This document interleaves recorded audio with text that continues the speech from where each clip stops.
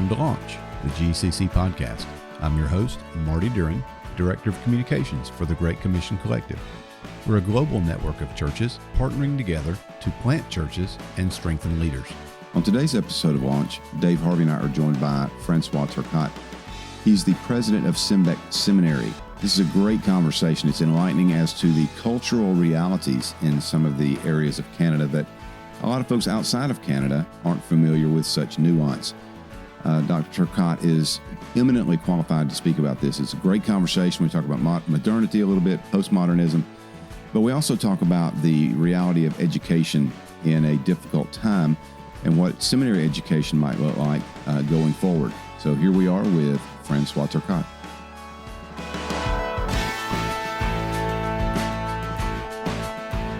Hello again, everybody. This is Marty Duren with Great Commission Collective, and I'm happy to be on another episode of the Launch podcast, co-hosted with Dave Harvey, and our guest today, François Turcotte. Dave, when you and François logged on, it was like a family reunion almost. So I'm going to kick it over to you and let you do the introduction. I was very excited to see François on the other side of the screen because we haven't seen each other in a while. François, I'm just so glad we were able to arrange this interview. Thank you for joining us. Oh, it's a pleasure, my brother, and it's good to see you also still thriving and with a smile on your face. Now, I was trying to remember the first time that we met. I was placing it at the Gospel Coalition Conference with François Picard. Is that accurate? Exactly, yeah. Okay, we took a coffee and talking, and that's how we were introduced. And then we had a meeting with you and CJ in a hotel room and all that. So yeah, we've had a number of conversations. I've had the privilege of coming up to SEMBEQ to be with you, do some training up there, which is a memory that I treasure. So let me just get us started here, François. You know, we often hear more stories about guys feeling called to be pastors, but you're a seminary president in Quebec.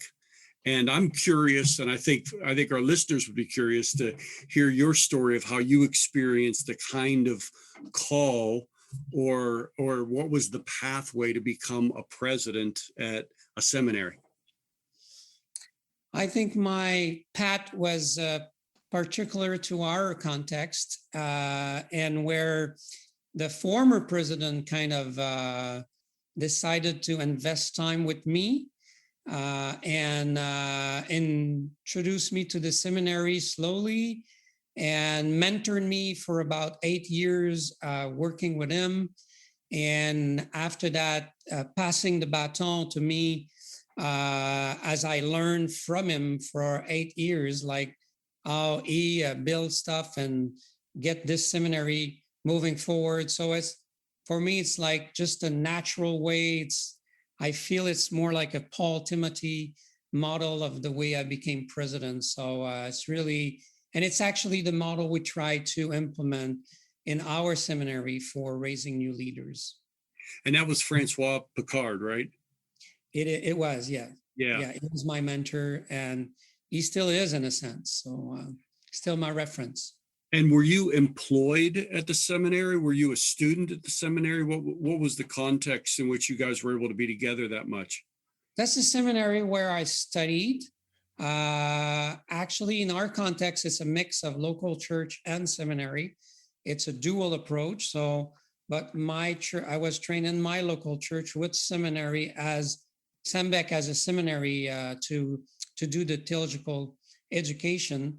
And that's where I graduated from.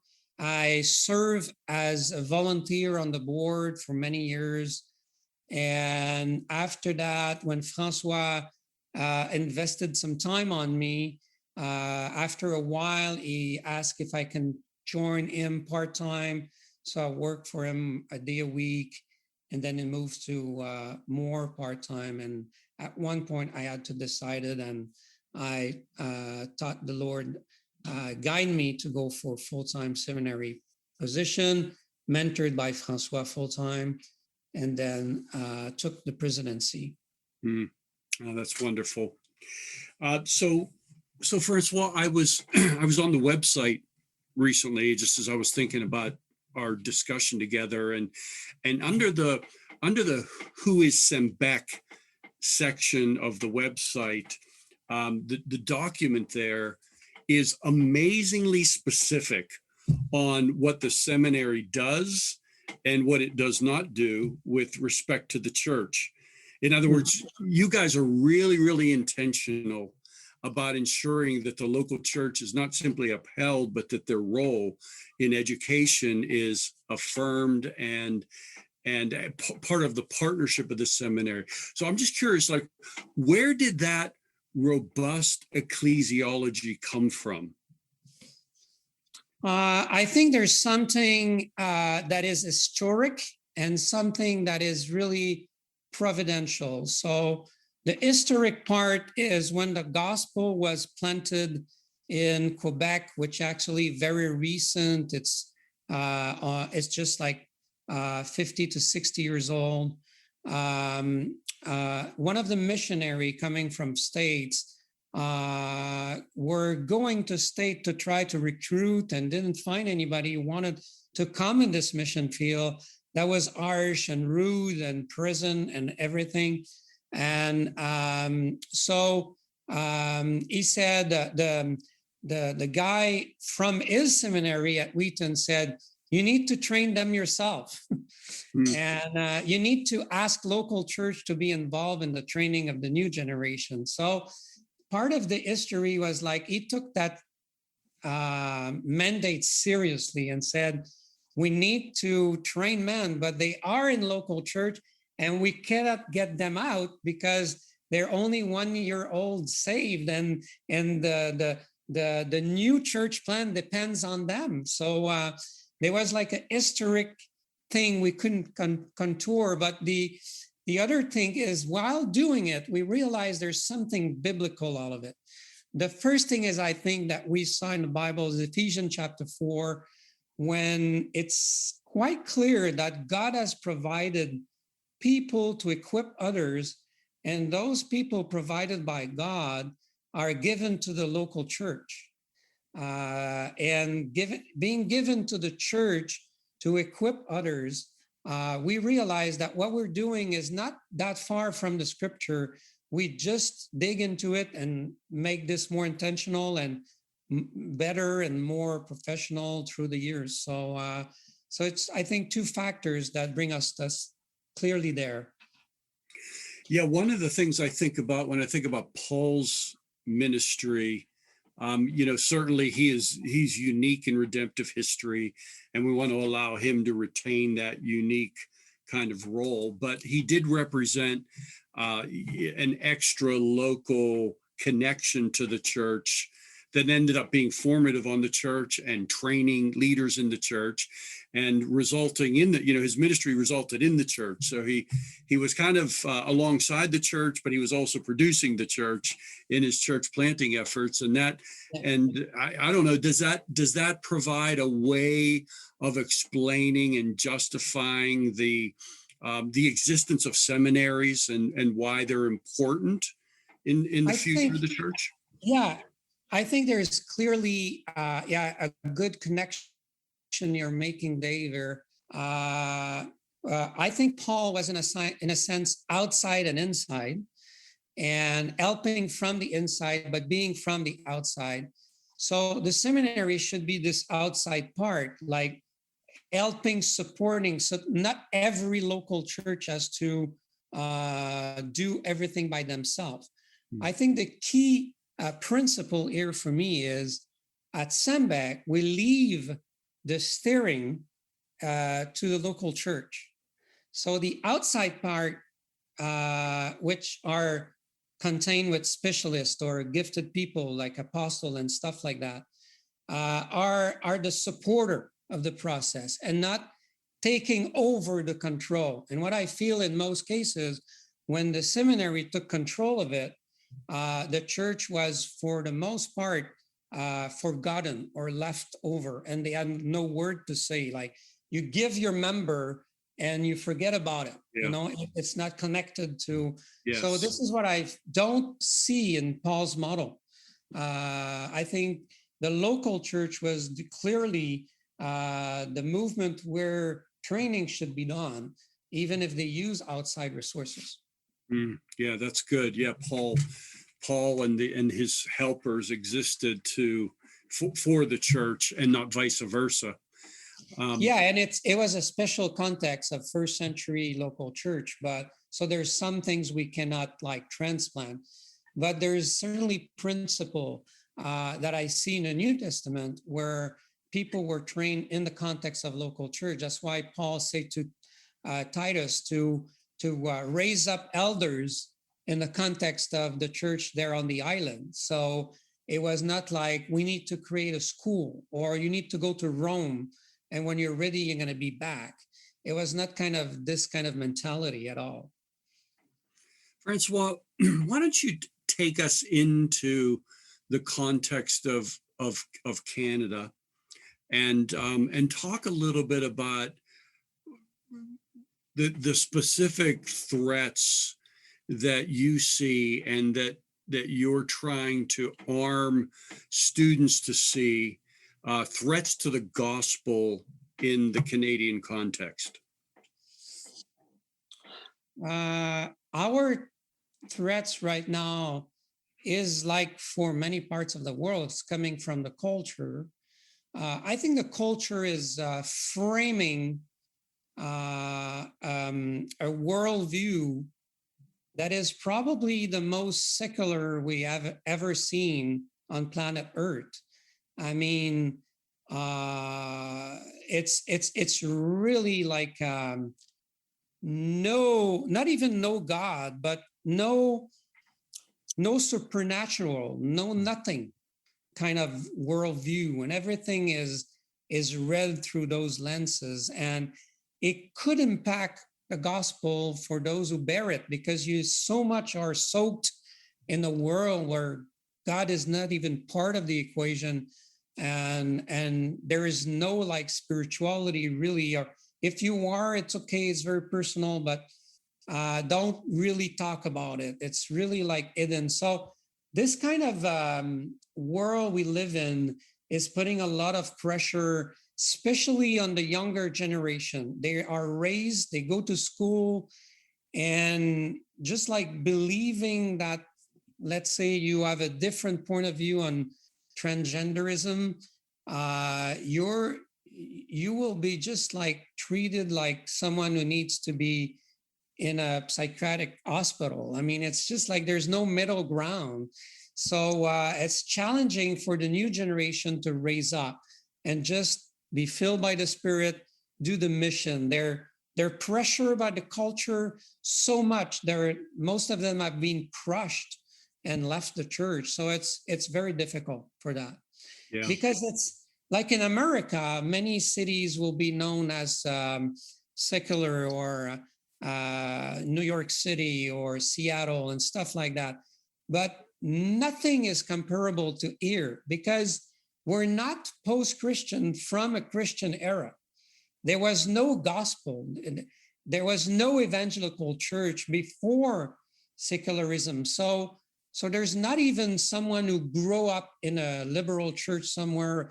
There's nothing like that. It's just like totally ground zero in terms of, so it's more and more coming like first century, but not with the multi-God like they had, but more secular gods. So if I can say. Yeah, oh, that is really fascinating. So, I mean, I think this wouldn't surprise you, but as an American, I would say we grow up largely ignorant concerning Canadian history. Yeah.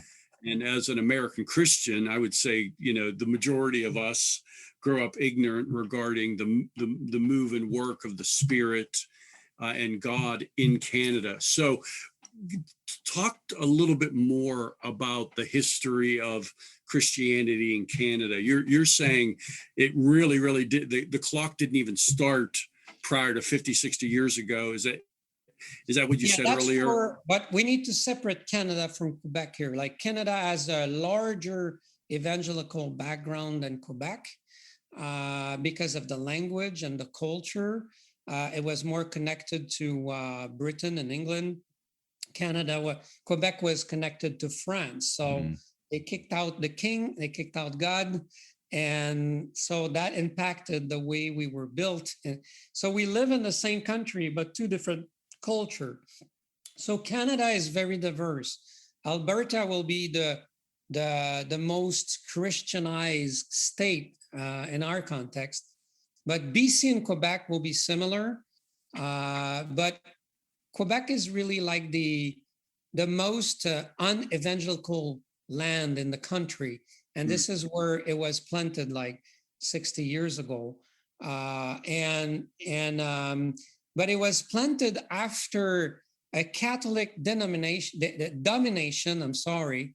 and this Roman Catholic Church were medieval, very superstitious and imposing rules that were killing people.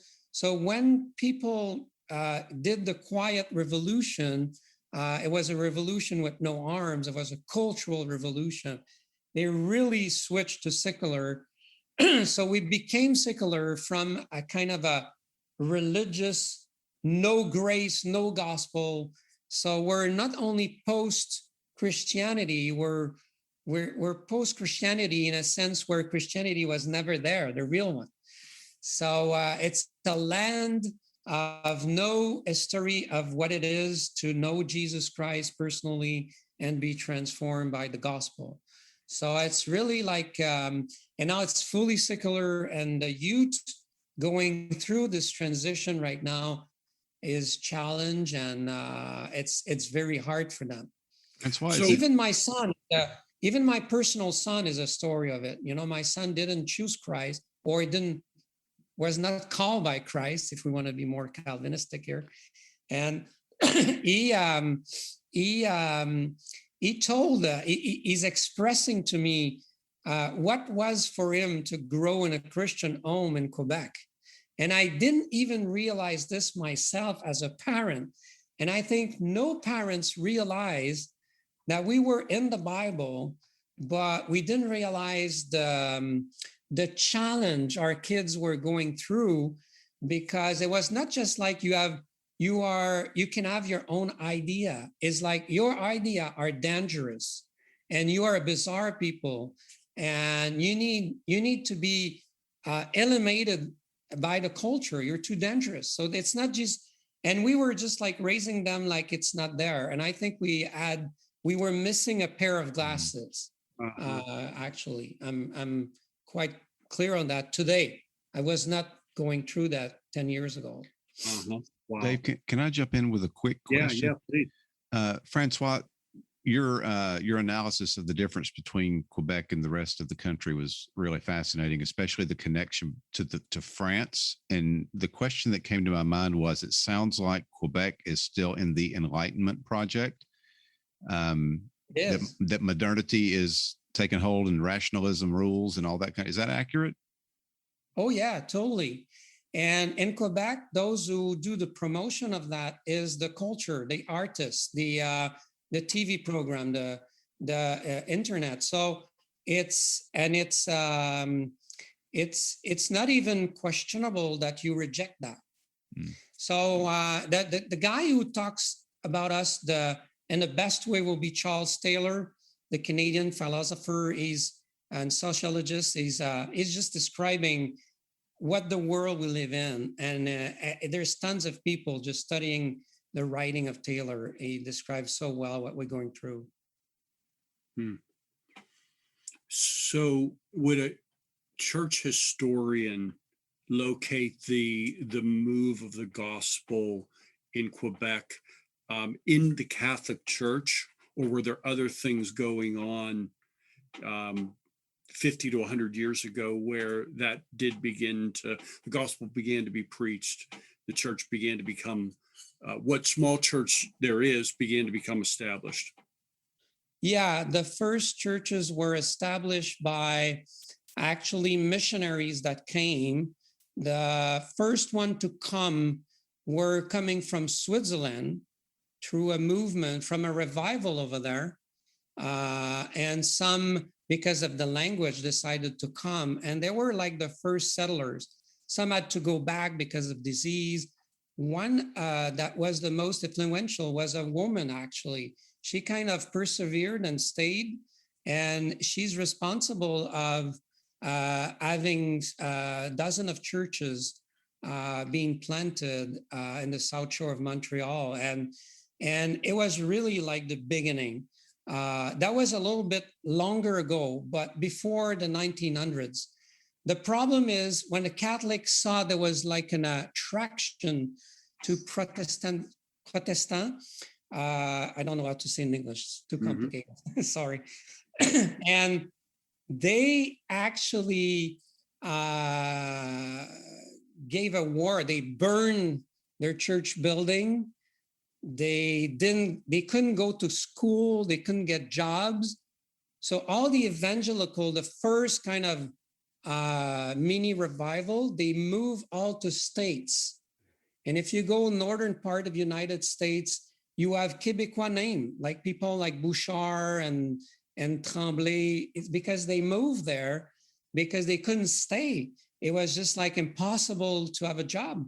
So Catholics were very, very harsh and controlling the land. And it took the Quiet Revolution when they had no control like they had, and they lost, because as you need to know, and before Quiet Revolution, the Catholics were controlling the school, the universities, the hospital, the social services.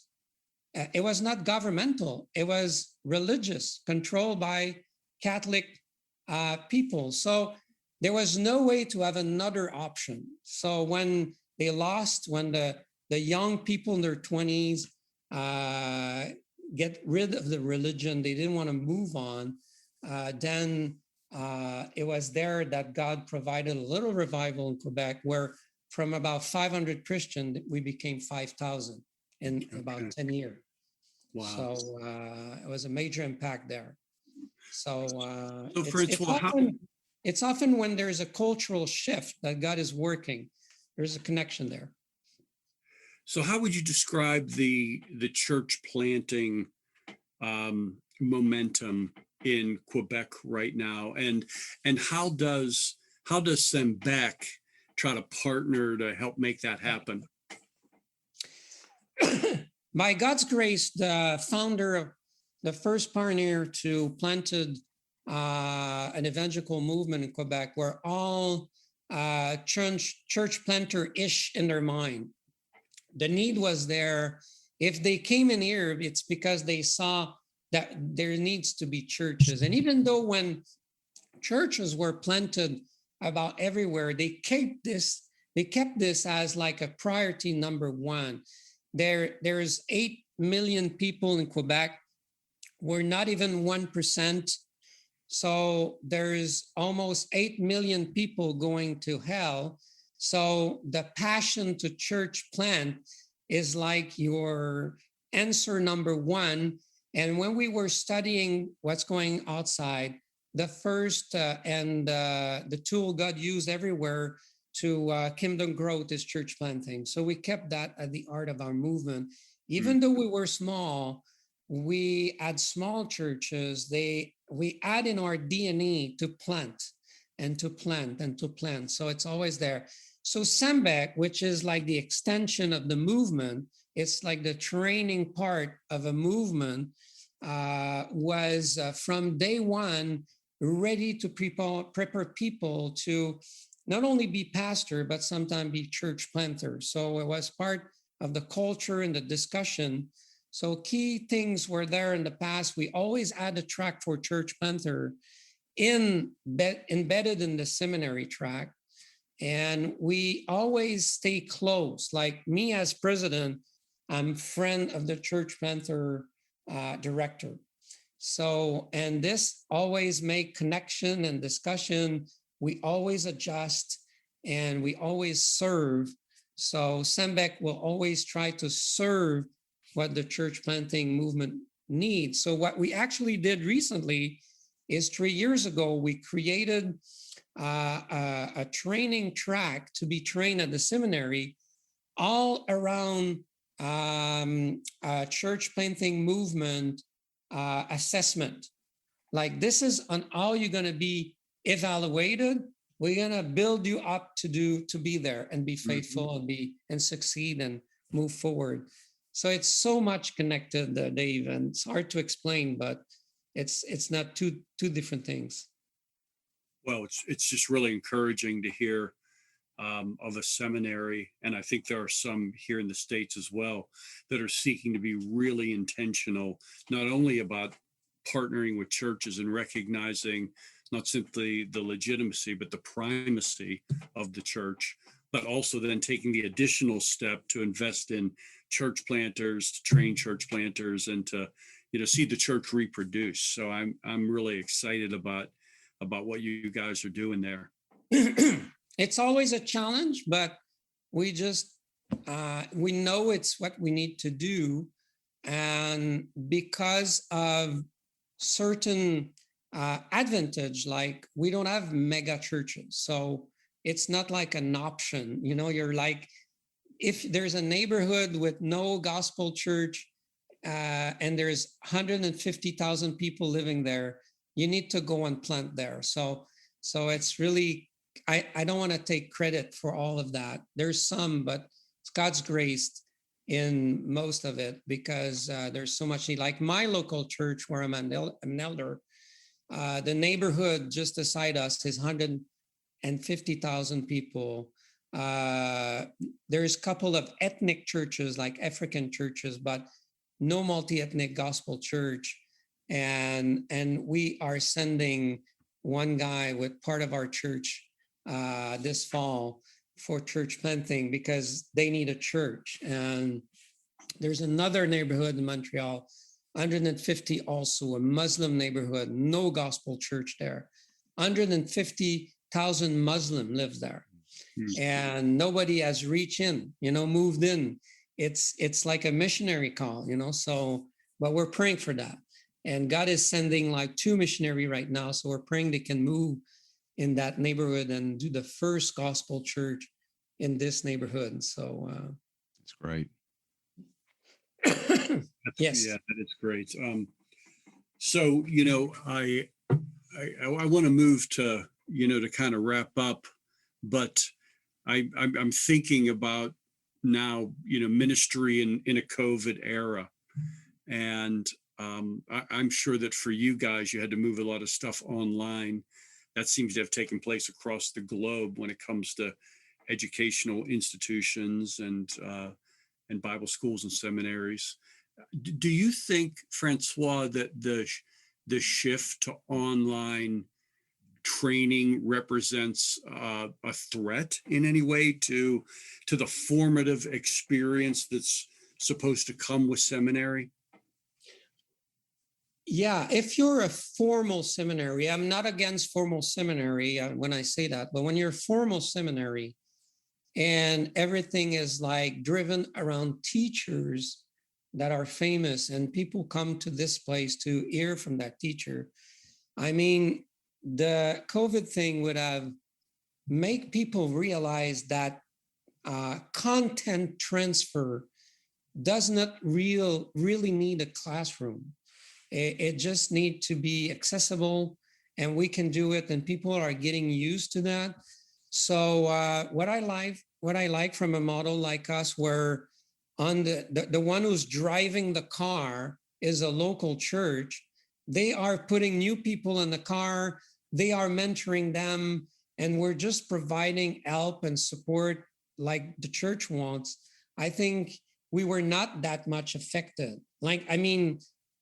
I think we didn't have to cancel much of anything. And people were still there, trained and mentored, and like the local church never really closed, even though you cannot meet. But formal setting, like bringing a student in and he has to move and be there for 4 years, I think the after COVID will change many things in that way. And the movement is there. Even in the United States, you have more and more churches that want to have in-house stuff controlled by them. I mean, mentored by them. Even a guy like Tim Keller is using RTS, but everything is done in the campus of local church. John Piper is doing the same thing. A lot of guys are trying to bring the seminary inside the life of a local church. So I think it's a model of the future, and COVID has just proved that more and more, my point of view. We need theological education. We need content to not be drift away like Ephesians 4, 17, 16, 17. We need to have men who go deep and do doctorate degrees, but we need to have the local church be in control of the process, and the doctoral people gravitating around and supporting and giving what they have through their gifts, and instead of the inverse. Like I'm a seminary president, and I'm supposed to spend all my time with doctors, but what I do is I spend all my time with local churches, mentoring leaders, and be with them and phone them, and just always be connected to local church, and also be there with the church planter and supporting them. So I think this is precious. Well, Francois, thank you a lot. Dave, do you have anything to add? Dave, I want to ask you, do you see this as a move that's coming? Do you see that this type of seminary education is going to expand? I do. Oh yeah. I think that that a lot of institutions have, it's similar to what we've done, is we seized the opportunity at GCC in the middle of the pandemic to immediately launch an LMS, a learning management system, with the goal of being able to load content on that.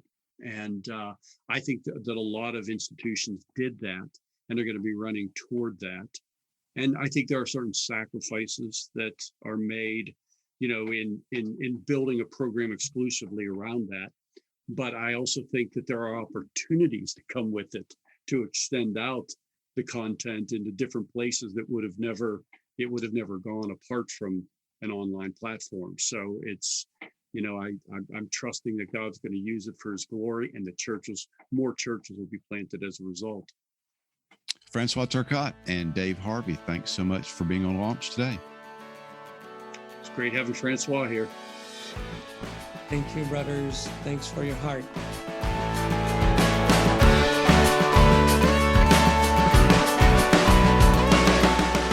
Thank you for listening to Launch, the GCC podcast. If you haven't subscribed already, why not take a moment to do that in your favorite podcast app? Also, rate and review the podcast when you get a moment. That helps us with search results, and recommend us to your friends, maybe other pastors that you know who will benefit from the content from this podcast. Also, don't forget to check out our website if you haven't done that already. It's gccollective.org. That's gccollective.org. And there's a lot of helpful information. There's articles. There's how you can join the GCC, whether a church planter or an existing church, and plenty of other content that'll help you grow spiritually and encourage you in your leadership journey.